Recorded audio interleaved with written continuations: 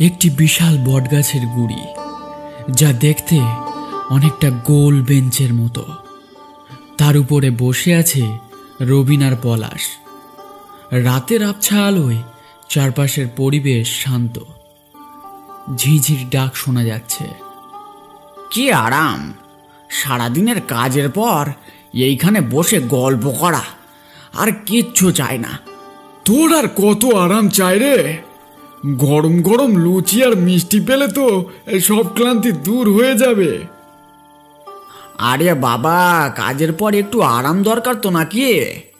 তুই তো কাল বলেছিলি কি একটা নাকি দেখেছিস, বলবি কি দেখলি? শোন, কাউকে বলিস না। কাল রাতে আমি যখন ফিরছিলুম, গ্রামের ঢোলের মাঠটা পার হওয়ার সময় হঠাৎ একটা ছায়া দেখলুম।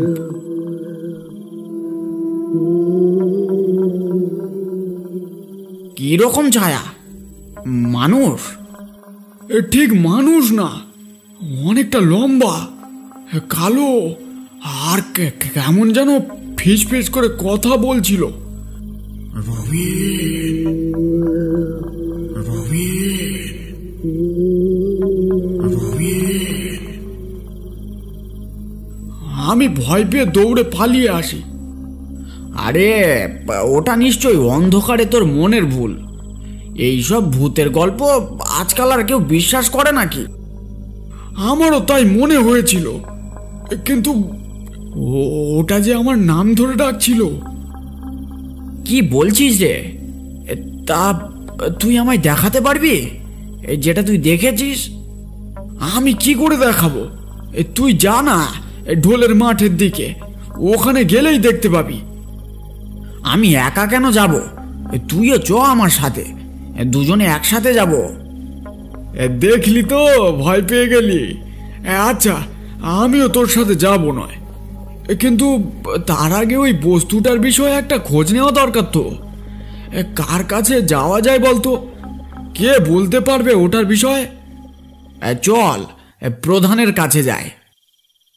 রবিন মাথা নেড়ে সম্মতি জানায়।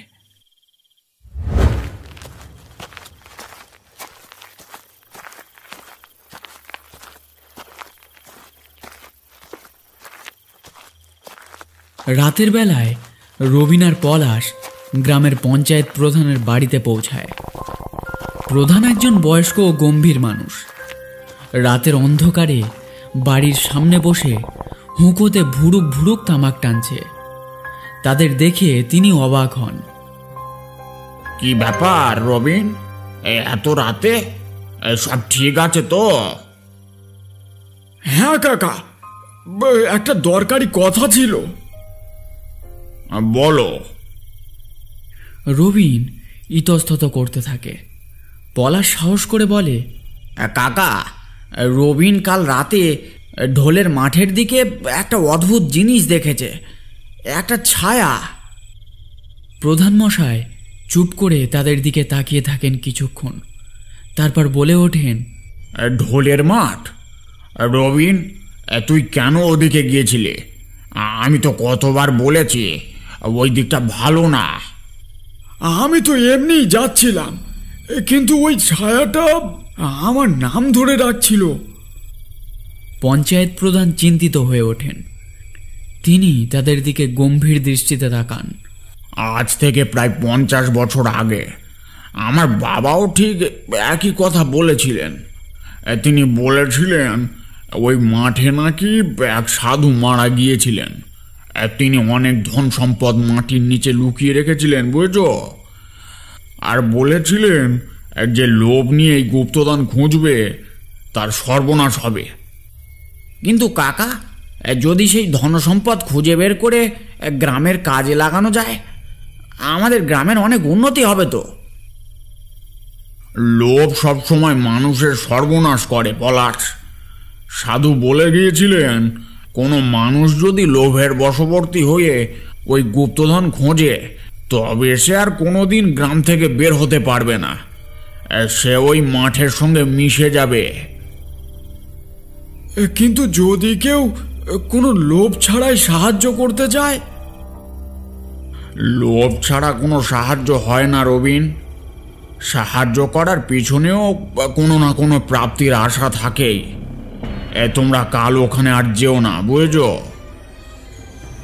রবিন আর পলাশ একে অপরের দিকে তাকায়। পঞ্চায়েত প্রধানের কথায় ভয় পেলেও গুপ্তধনের কথা তাদের কৌতূহল বাড়িয়ে তোলে।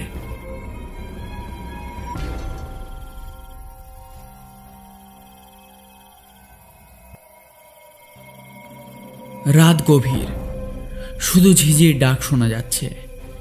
রবিন আর পলাশ পঞ্চায়েত প্রধানের বারণ না শুনেই বাড়ির পেছনের রাস্তা দিয়ে ঢোলের মাঠের দিকে যাচ্ছে।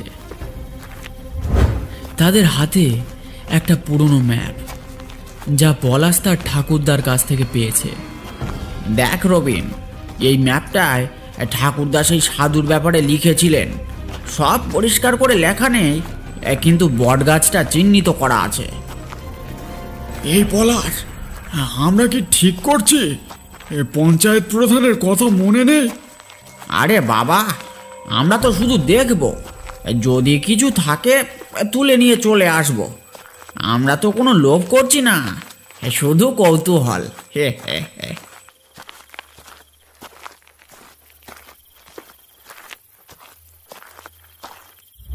তারা যখন ঢোলের মাঠের কাছে পৌঁছায়, হঠাৎ করে বাতাস থমকে যায়। বটগাছের পাতা নড়ছে না। একটা অদ্ভুত নীরবতা নেমে আসে। রবিন, এখানে কিছু একটা আছে। চুপচাপ থাক, ভয় পেলে চলবে না। হঠাৎ একটা ফিস ফিস শব্দ শোনা যায়। রবিন, পলাশ, রবিন, পলাশ। দুই বন্ধু থমকে যায়। তাদের বুকে ধড়াস ধড়াস শব্দ হচ্ছে। কে কে কে কে কথা বলছে? জানি না। চল চল ভাই, এখান থেকে দৌড়ায়। হঠাৎ তাদের সামনে একটা লম্বা ছায়া ধীরে ধীরে আকার নিতে শুরু করে। ছায়াটি ঘন কালো আর ভয়ঙ্কর। তোমরা কেন আমাকে ভয় পাচ্ছ? আমি তো তোমাদের সাহায্য করতে এসেছি। তুমি কে? আমি এই মাঠের আত্মা। অনেক বছর ধরে এখানে থাকি। তোমরা জানো না, এই বট গাছের নিচে একটা গুপ্তধন লুকিয়ে আছে। তোমরা যদি আমাকে সাহায্য করো, আমি তোমাদের সেটা দেখিয়ে দেব। রবিন আর পলাশ একে অপরের দিকে তাকায়। তাদের চোখে লোভের ছাপ ফুটে ওঠে। তারা ভয় ভুলে যায়। কোথায় সেটা? কোথায় গুপ্তধন? ঠিক আমার পায়ের কাছে। খুঁড়তে শুরু করো। পলাশ তার হাতের সরঞ্জাম দিয়ে গাছটার গোড়া খুঁড়তে শুরু করে। মাটি সরতে থাকে। হঠাৎ তার কোদাল একটা শক্ত জিনিসের উপর আঘাত করে। এই রবিন, এখানেই বোধহয় আছে। পেয়েছি পেয়েছি। পলাশ আরো জোর দিয়ে খুঁড়তে থাকে। একটা বড় লোহার সিন্দুক দেখা যায়। তারা সিন্দুকটা টেনে বের করে। দেখ কি আছে এর ভেতরে।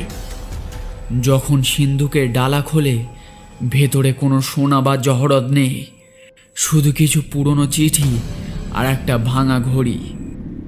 এ কি? এ তো শুধু আবর্জনা।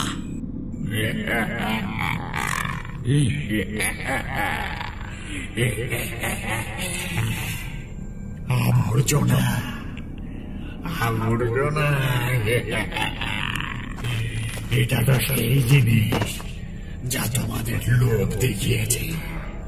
তোমরা এখন আমার ফাঁদে পড়েছ। এই গুপ্তধন আসলে লোভের ফাঁদ।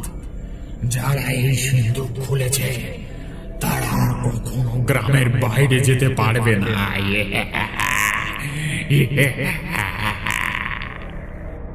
এটা কি বলছো তুমি? আমরা তো কোনো লোভ করিনি। আমরা তো তোমাকে সাহায্য করতে এসেছি। সাহায্য? মানুষ যখন লোভের বশবর্তী হয় তখন সে নিজেকে বোকা বানায়।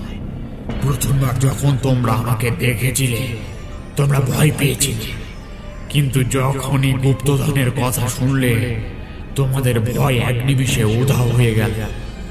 তোমাদের কৌতূহল আসলে লোভের মুখোশ। রবিন আর পলাশ ভয় পেয়ে পিছনে সরে যায়, কিন্তু তারা দেখে তাদের চারপাশের মাটি থেকে কালো শেকড়ের মতো কিছু একটা বেরিয়ে আসছে। সেগুলো ধীরে ধীরে তাদের পায়ে পেঁচিয়ে ধরছে। এটা কি হচ্ছে? এটা কি হচ্ছে? তোমরা এখন আমার সঙ্গে। তোমাদের লোভই তোমাদের এখানে চিরদিনের জন্য আটকে রাখলো। কালো শেকড়গুলো রবিন আর পলাশকে পুরো পেঁচিয়ে ধরতে থাকে। তাদের চিৎকার ধীরে ধীরে মিলিয়ে যায়।